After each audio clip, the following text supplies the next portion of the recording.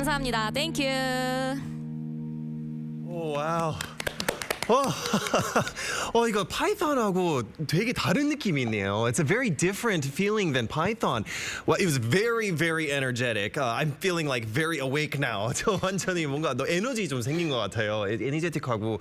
Well, we have lots of comments here in the comment section. Now, Benny saying, wow, this is such a high energetic song. Benny님이, wow, 에너지 넘치는 노래네요. We also have Nayan saying, she's so cool, 대박. 너무 멋지세요. 대박이다. 그리고 she reminds me of anime opening songs vocals. 그 애니메이션 그 오프닝 OST 노래 같대요. 아, 그런 얘기 정말 많이 들었어요. 예, 저도 그 말 하려 했었는데요. 이거 제가 상상 이거 애니메이션 오프닝인 것 같은데. 너무 잘 어울려요. Now it says Shan saying I see why she recommended this song. So good and catchy. 왜 추천하신지 이제 알고 있대요. 알고 계신데요. Wow, that was so good. I feel energized now. 이제 뭔가 좀 에스프레소 한 샷 좀 먹은 느낌? Wow, okay, so that was incredible. 너무너무 좋아요. Okay, so now there are many things left to be seen for the Some Island project. Can you give a little bit of a spoiler for some of your performances that you got coming up? 앞으로 어떤 섬 프로젝트의 발표회 일정이 또 남아 있죠? 근데 살짝 공연 스포 한번 부탁드려도 될까요? 아, 네. 돼요? 오케이. 네. 일단 9월 공연은 이제 마친 상태고요. 네. 10월 공연은 10월 9일 한글날에 제주시 시청에 있는 한 장소에서 공연이 진행될 예정이고요. 또 11월은 11월 7일에 제주도 성산, 이 성산 일출봉 하면 생각나는 그 성산에 있는 한 공연장에서 제가 공연을 할 예정이에요. 자세한 사항은 제가 인스타그램이랑 유튜브 게시글에 이렇게 게시를 할 예정이라서 네. 찾아주세요. Okay, so she did say, she's giving a little bit of promotion here so on October 9th, on actually 한글날 at the Jeju City Hall area, there will be a performance, as well as November 7th in Seongsan in Jeju. You can also look forward to performances there, but for more detailed information, you can tune into her SNS, look at her SNS for more descriptions for the events. And of course, I want to know, you're continuously, obviously, producing music. Is there anything else that you have planned on the horizon, whether it be personal or musically? 근데 곡 작업도 아직도 진행하고 계시잖아요. 네. 근데 또 준비 중인 다른 기획도 혹시 있으세요?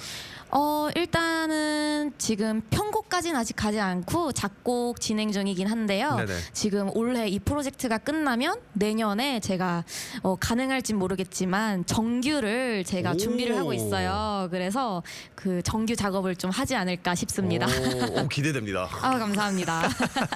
Okay, so Fumin did say that while the production process is still in the early stages and the final touches have not been put on, the final composing aspect of it is not done, that she's hoping that next year she can have the opportunity to release a full-length album, not a mini album, not a small EP, a full-length album. So her fans and listeners can have the opportunity to look forward to that as well.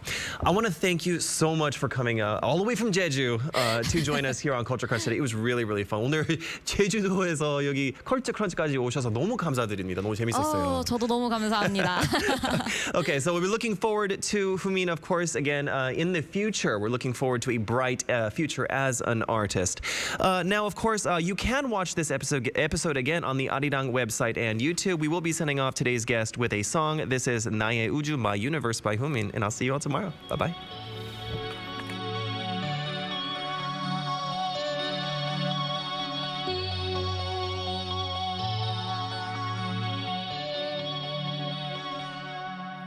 검은 줄 나는 검은 줄 차가운 상태니까 나는 검은 줄 검은 줄 아니 붉은 줄 뜨겁게 불타니까 나는 붉은 줄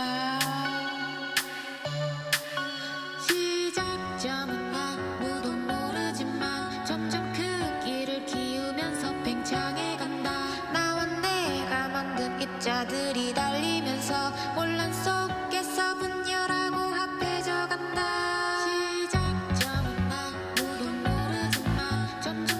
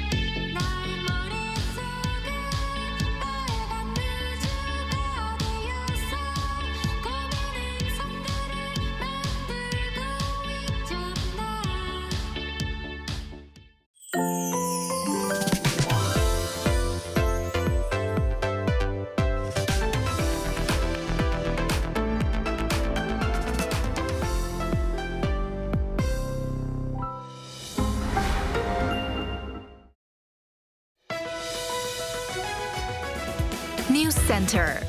Anchor Kim Keon Hee's concise delivery brings major issues from home and abroad. We examine domestic affairs in a global context. And our news covers economic situations, social issues, cultural updates, and more. Swift on-the-scene reports enhance our information reliability. With more press perspective. How much of the news do you really understand? Delve into a single issue with press perspective. Anchor Kim Keon Hee's insightful delivery meets the expert panel's sharp analysis. Through multifaceted interpretations of diplomacy, economy, and socioculture, discover a wider perspective. Come explore the diverse K-culture and arts world.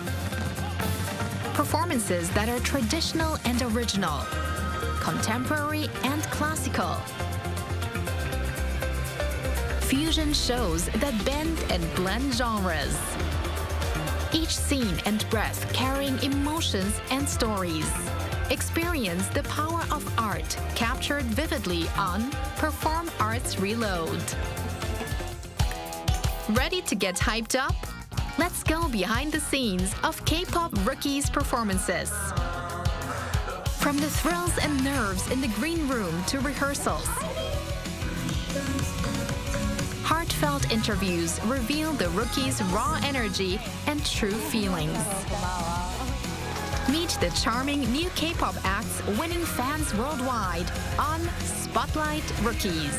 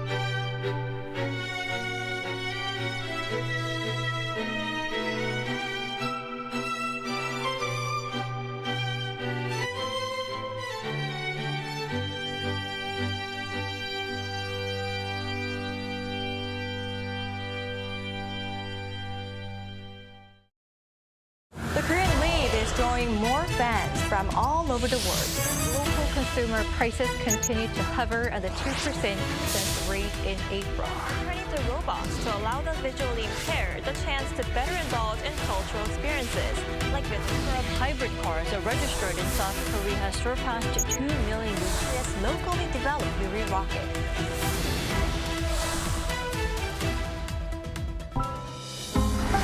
Arirang.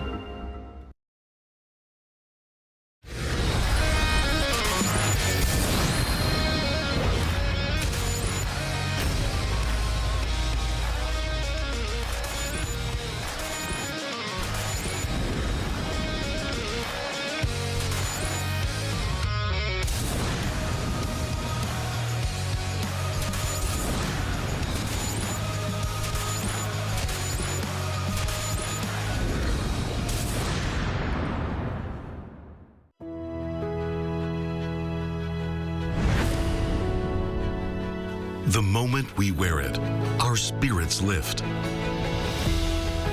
It helps us grow strong in body and in mind. As we wear it, we learn patience and respect. The belt system motivates students to strive harder and continue growing.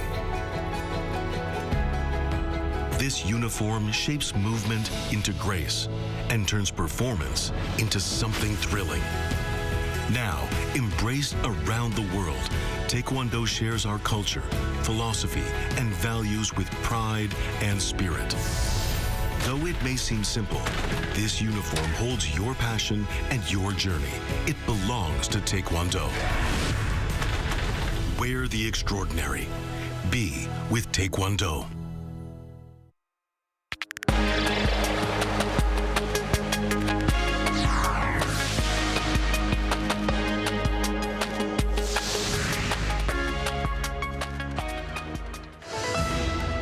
President Lee Jae-myung addressed the United Nations and unveiled his vision to ease tensions with North Korea and achieve peace on the Korean Peninsula. He also said a new South Korea has returned to play a role in the international community. Foreign ministers of G7 nations who met on the sidelines of the UN General Assembly reaffirmed their commitment to the complete denuclearization of North Korea in a joint statement. This comes after Kim Jong-un recently hinted he's willing to meet with Donald Trump if Washington drops its goal of the regime's denuclearization. U.S. President Donald Trump warned Russia that he's ready to impose strong economic measures over the war in Ukraine. And in a dramatic shift, he said he now believes Ukraine can win back all of its territory after meeting with his Ukrainian counterpart Volodymyr Zelensky in New York. Hello and thanks for joining us on Arirang News. We begin with President Lee Jae-myung's speech at the UN General Assembly. He put forth a new initiative to end confrontation on the Korean Peninsula and declared Korea's complete return to the international community. Our top office correspondent Yoon Jung-min is traveling with the president and files this report from New York. A new initiative to end confrontation on the Korean Peninsula was among the overarching themes during the first UN speech by South Korean President Lee Jae-myung. 교류, 관계 정상화, 비핵화, 즉 END를 중심으로 한 포괄적인 대화로 한반도에서의 적대와 대결의 시대를 종식하고 평화 공존과 공동 성장의 새 시대를 열어가야 합니다. By that, he meant expanding inter-Korean exchanges, seeking efforts to advance inter-Korean relations as well as the relationship between North Korea and the U.S., while seeking realistic and rational solutions to achieve denuclearization. President Lee revisited his three-stage roadmap involving halting, reducing, and dismantling North Korea's nuclear and missile programs. He once again made it clear that Seoul is not pursuing any form of unification by absorption. And his debut on the world's major stage for multilateral diplomacy meant more than just that.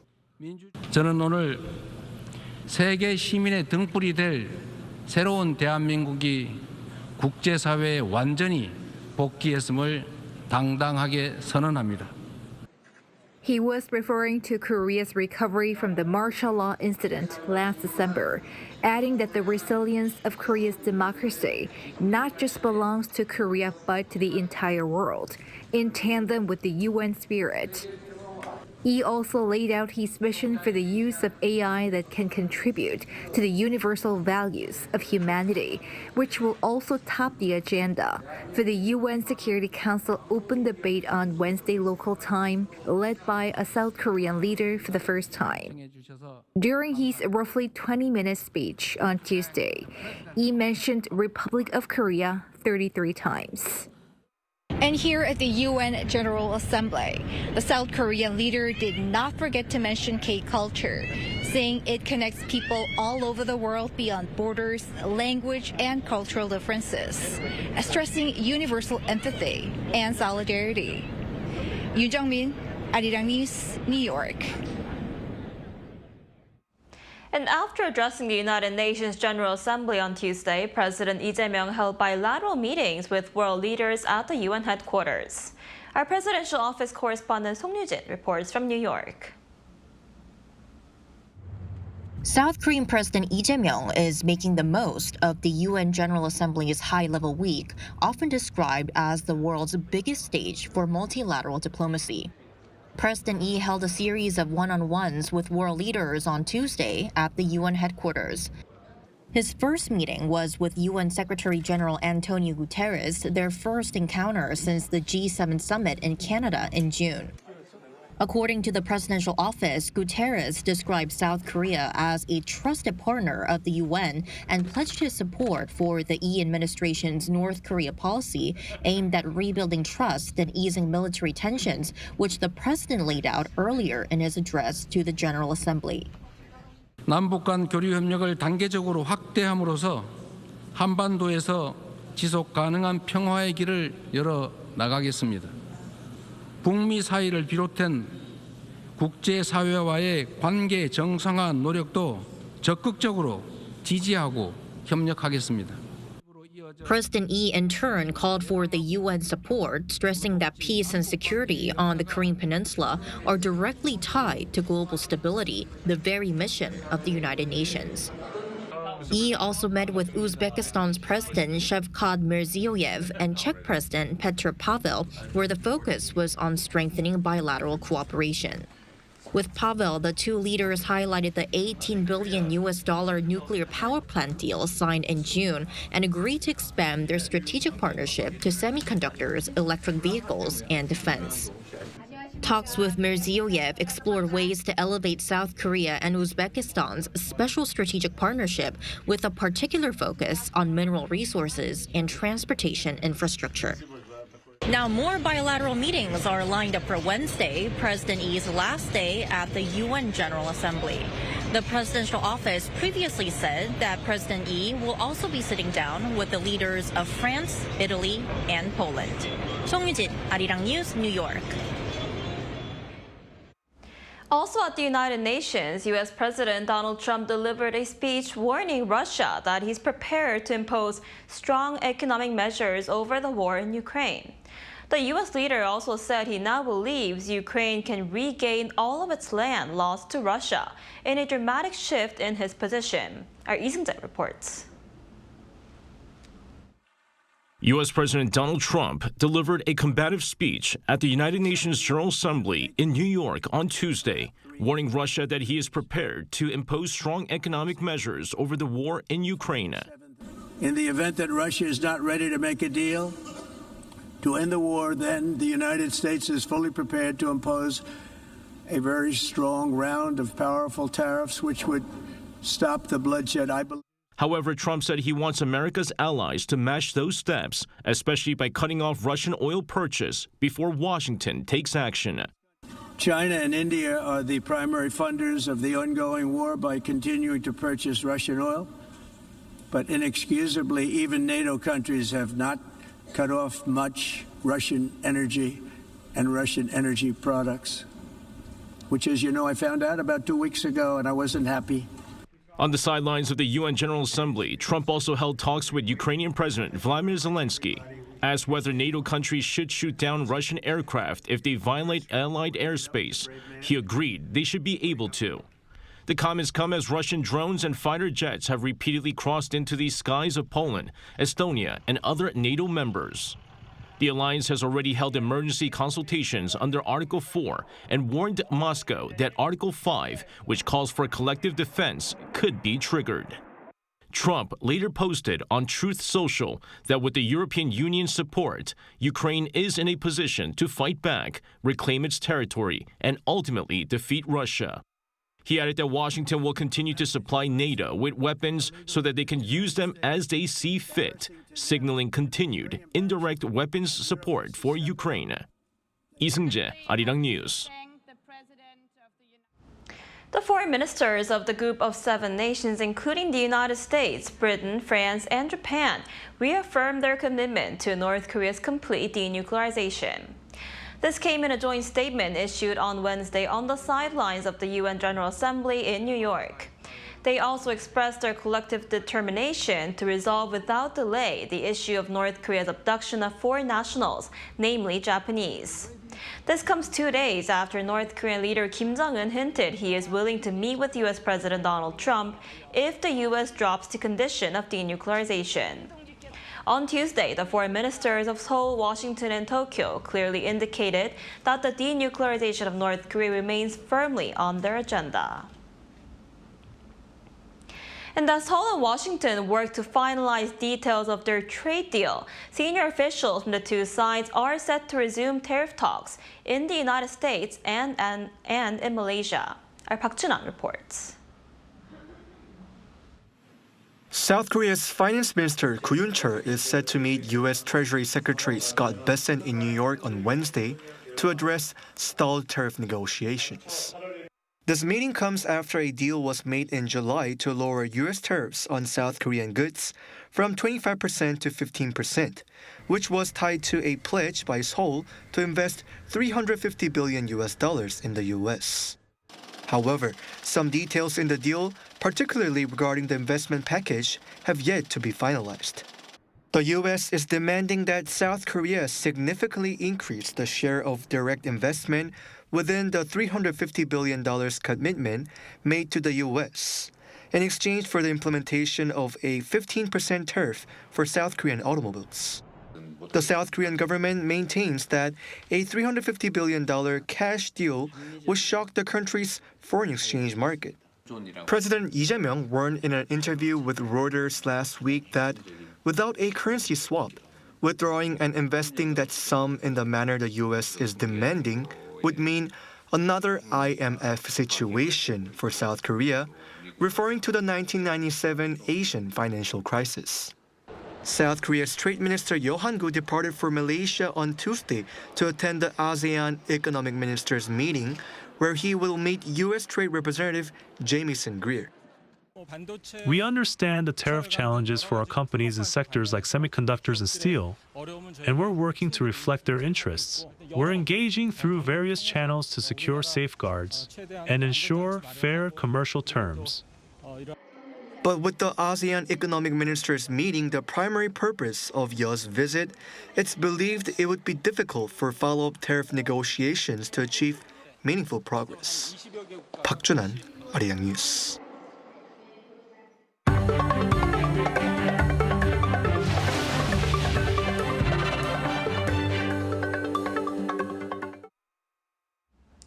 On the local front, the trial of former First Lady Kim Keon Hee, who is indicted on charges of stock manipulation involving Deutsche Motors and receiving illicit funds from the Unification Church, begins this afternoon at the Seoul Central District Court.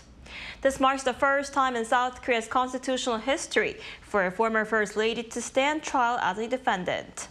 The court has decided to proceed directly to trial without a preparatory hearing and has partially approved media coverage. Images and footage of Kim seated in the defendant's seat will be released before the proceedings begin, but filming will not be allowed once the trial gets underway. Meanwhile, South Korea's birth rate showed signs of a modest recovery in July, bringing the total fertility rate, the average number of children a woman is expected to have, back to 0.80. New data from Statistics Korea on Wednesday showed that 21,803 babies were born in July, marking a 5.9% increase on year, continuing a positive trend in 2025. The cumulative number of newborns from January to July is up 7.2% compared to the same period in 2024. According to the data, the increase was driven by a rise in births among women in their 30s and older. Meanwhile, the nation's population continued its natural decline, decreasing by over 6,000 in July as more deaths than births were recorded. Shifting gears, South Korea and Egypt celebrate 30 years of diplomatic ties this year. And in honor of the 30th anniversary, a series of events in Egypt is bringing the two nations closer through art, music, and shared heritage. Our An Sung-jit reports from Cairo. The land of the pyramids. With over 7,000 years of history, Egypt has long stood at the crossroads of culture and commerce. This year, it hosts a unique celebration of diplomacy and cultural exchange. And here in Cairo, South Korea and Egypt are celebrating 30 years of diplomatic ties with a series of events promoting further cultural exchange.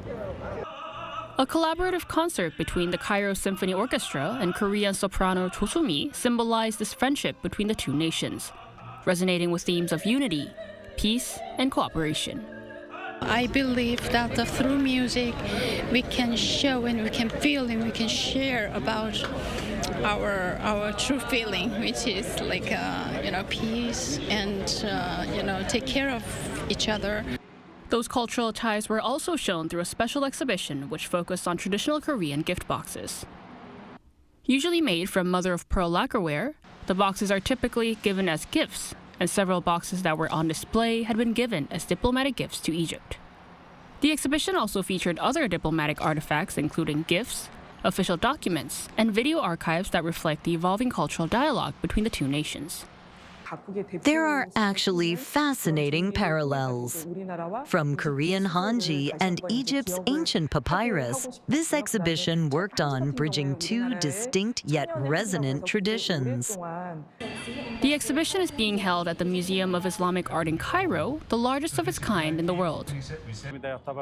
It's both a welcome and refreshing opportunity to spotlight Korea's connection to our region. I hope this successful collaboration leads to more Korean exhibitions here in the future.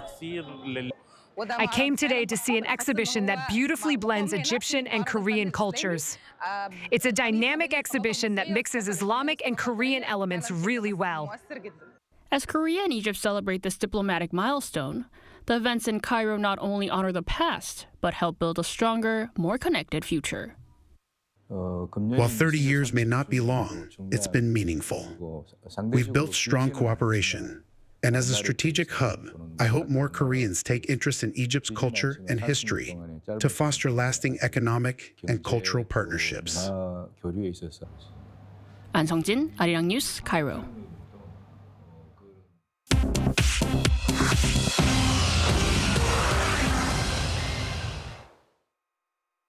This is The World Now, bringing you the latest stories from around the globe. Super Typhoon Ragasa has caused a mountain lake to burst its banks in Taiwan, killing 2 and leaving dozens missing. The strongest storm of 2025 has already had a devastating impact on parts of the Philippines and is now barreling toward Hong Kong and southern China. Taiwanese authorities reported on Tuesday that Typhoon Ragasa had hit the east of the country, killing at least 2 people. Some 30 people are missing and over 20 have been injured. Over 7,000 people were evacuated and more than 11,000 households lost power. The storm had made landfall in the Philippines on Monday, killing at least 3 people, injuring at least 9, and displacing more than 17,500 residents. Now, Ragasa is moving towards southern China, and authorities in Hong Kong, Guangdong, and nearby provinces are preparing for its arrival on Wednesday. In Hong Kong, the typhoon warning has been raised to the maximum level 10, while schools, flights, and public transit are shut down. Guangdong has ordered mass evacuations, and Macau shut its casinos. French President Emmanuel Macron, who is visiting New York to attend the United Nations General Assembly, said if Trump wants to merit a Nobel Peace Prize, he must act to stop the war in Gaza. Speaking to France's BFM TV from New York on Tuesday, on the sidelines of this week's UN General Assembly, Macron said there's one person who holds the power to end the Gaza war, and that is the U.S. president. Macron said that unlike France, the United States supplies the weapons being used in the conflict, giving it unique leverage. He said that while Trump has stated that he wants peace, such statements are insufficient and that the Nobel Peace Prize is only possible if you stop this conflict. He also said that stopping the war must include releasing hostages held by Hamas.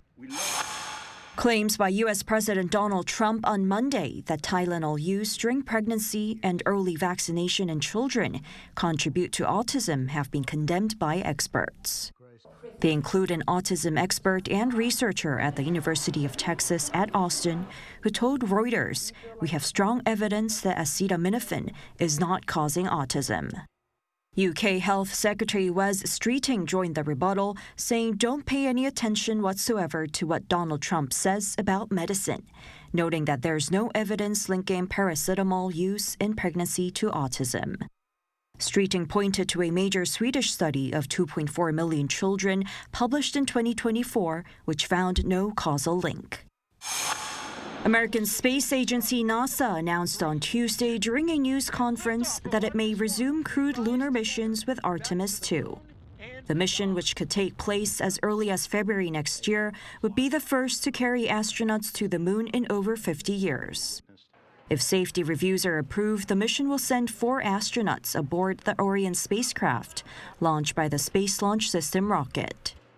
This 10-day flight will orbit the moon before returning to Earth, but it will not include a landing. The trip is intended to test the systems of the rocket and spacecraft, paving the way for the mission for a future landing. Choi Ji-hee, Arirang News.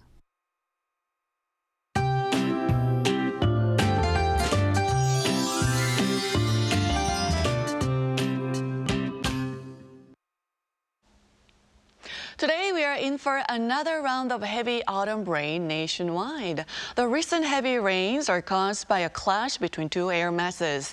Cold air from the north, which recently blocked the powerful typhoons, is meeting with a warm, humid air from the south. And this is creating a moisture highway over our country, leading to these frequent and powerful downpours. Morning rain on Jeju will gradually spread across the rest of the country. And until tomorrow, we could see over 100 millimeters in the western parts of Korea. The capital region and parts of Gangwon-do province might get up to 80 millimeters. The heaviest rain is expected in the central regions from late this afternoon. Temperature-wise, Seoul will see highs going down a couple degrees with rain, topping out at 25 degrees this afternoon, but Gwangju will be much warmer at 30 degrees. Looking ahead, there is more rain in the forecast in southern regions this weekend than nationwide showers on Sunday. So please keep an umbrella handy.